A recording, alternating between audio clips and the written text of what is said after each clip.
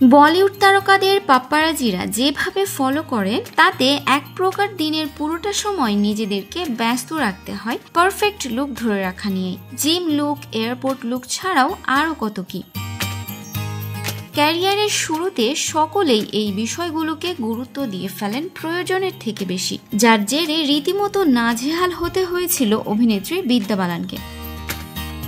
অভিনেত্রী জানান তিনি রীতিমতো ভয়ে ভয়ে থাকতেন এয়ারপোর্ট লুক নিয়ে। ঠাকুরকে ডাকতেন যেন কোনো ফটোগ্রাফার না আসেন।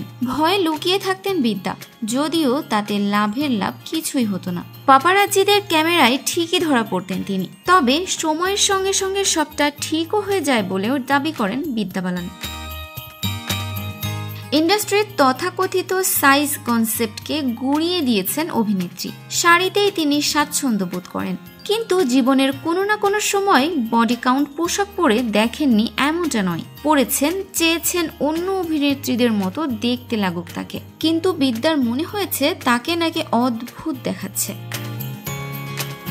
রেড কার্পেটে বেশিরভাগ সময় শাড়িতে দাপানো নিঃসন্দেহে চ্যালেঞ্জ, আর সেই চ্যালেঞ্জে বেশ ভালোভাবেই পাশ করেছেন বিদ্যা। ট্রেড সেটার কি বলা যায় তাকে?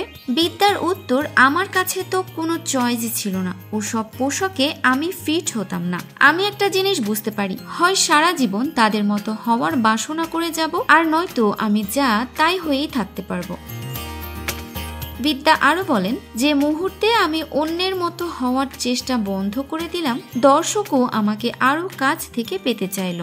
কোনোদিন অন্য কোনো অভিনেত্রীর স্টাইল স্টেটমেন্ট অনুসরণ করার ইচ্ছে হয়নি তার। বিদ্যার সাফ জবাব, আমি চেষ্টা করেছি ওদের মতো পোশাক পরতে, তবে আমাকে অদ্ভুত দেখাতো, নিজেও কমফোর্টেবল হতে পারতাম না একেবারেই। আমি খুশি, যা ভালোবাসি তাই পরতে পারি, যা ইচ্ছে তাই করতে পারি। আমি মুক্ত, আমি স্বাধীন। মানুষের কাছে তোমার প্রশংসা করা ছাড়া আরো কোনো উপায় নেই, কারণ তারা নিজেরাও বুঝে গেছেন আমার লজ্জা নেই। সো ভিউয়ার্স, ভিডিওটি ভালো লাগলে লাইক, কমেন্ট, শেয়ার করে আমাদের সাথে থাকবেন। আর এখনও যারা চ্যানেলটি সাবস্ক্রাইব করেননি তারা অবশ্যই চ্যানেলটি সাবস্ক্রাইব করবেন। কথা এন্টারটেইনমেন্ট, আমি আরিফিন ফারাহ।